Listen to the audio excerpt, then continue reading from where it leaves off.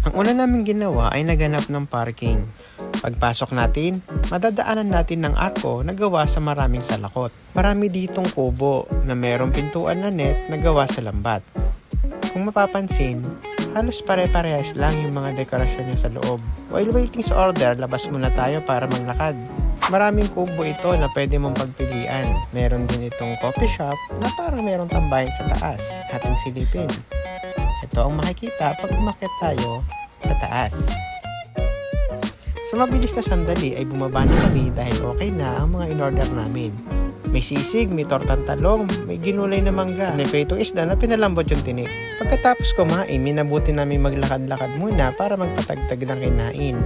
Meron din sila ditong souvenir shop. Hindi na kami pumasok para bumili ng souvenir dahil kumain lang naman talaga ang purpose namin dito. Ito pa ang isang malaking lugar para mag-accommodate ng maraming guests. Entertaining din ang ceiling nila dahil makaluma ang disenyo nito. Bukod sa maganda yung lugar, mag-enjoy din kayo sa mga pagkain nila.